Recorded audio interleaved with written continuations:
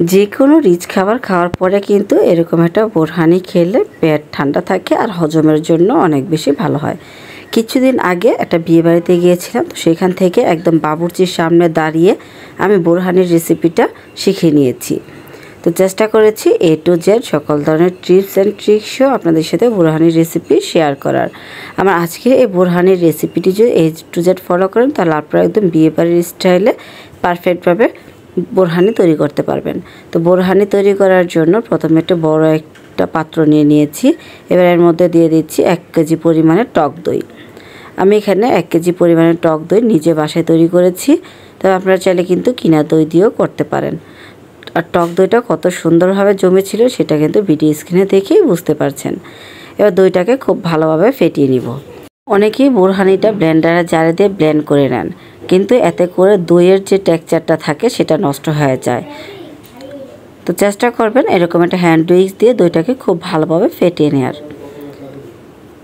এবারে এর মধ্যে দিয়ে দিচ্ছি প্রায় 4 টেবিল চামচ পরিমাণে সরিষা বাটা। আমি এখানে সাদা সরিষা নিয়েছি, আর বোরহানির মধ্যে অবশ্যই সাদা সরিষাটা দেওয়ারই চেষ্টা করবেন। 3 টেবিল চামচ দিয়ে দিচ্ছি ধনেপাতা ও পুদিনা পাতা বাটা।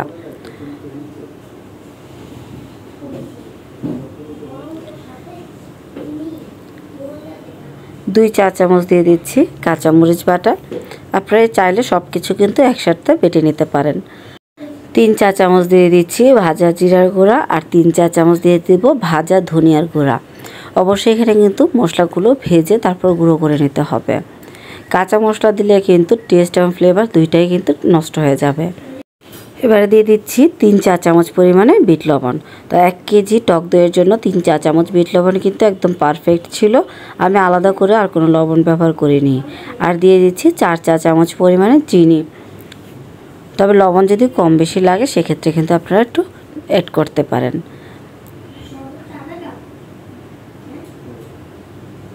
এবার সব কিছু একসাথে খুব ভালোভাবে ফেটিয়ে নেব।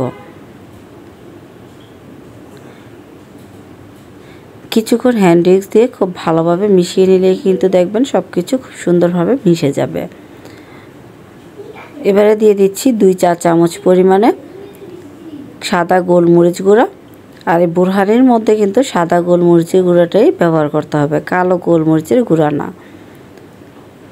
এবার সব কিছু খুব ভালোভাবে মিশিয়ে নেওয়া হয়ে গেলে একটা স্ট্রেনারের জারে দিয়ে সব কিছু খুব ভালোভাবে সেঁকে নেব। চাইলে পাতলা কোনো সুতি কাপড় দিয়েও সেঁকে নিতে পারেন।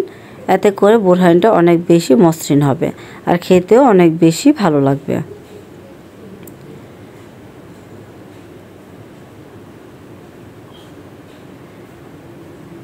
সেঁকে নেওয়া হয়ে গিয়েছে। একইভাবে আমি সবগুলো বোরহানি সেঁকে নেব।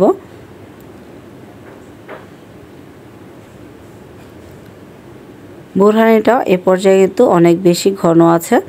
আপনারা চাইলে সেঁকে নেওয়ার আগে পানিটা ব্যবহার করতে পারেন। তো সব কিছু খুব ভালোভাবে সেঁকে নেওয়া হয়ে গিয়েছে। আর বোরহানির মিশ্রণটা কতটুকু ঘন হয়েছে সেটাও একটু দেখিয়ে দিচ্ছি। এবার এর মধ্যে আমি আরও প্রায় 300 গ্রামের মতো পানি ব্যবহার করব। তবে ঘনত্বটা কিন্তু আপনারা পরিমাণ মতো কমিয়ে বাড়িয়েও করতে পারেন। অনেকে বোরহানিটা একটু পাতলা পছন্দ করেন, তবে একদম যেহেতু বাবুর্চি স্টাইলে বোরহানিটা তৈরি করছি, তো ঘনত্বটা ঠিক আমি ওই রকমই রাখছি। 1 কেজি টক দইয়ের মধ্যে আমি প্রায় 300 গ্রামের মতো পানি দিয়েছি। ঘনত্বটা এবার কিন্তু একদম পারফেক্ট হয়েছে।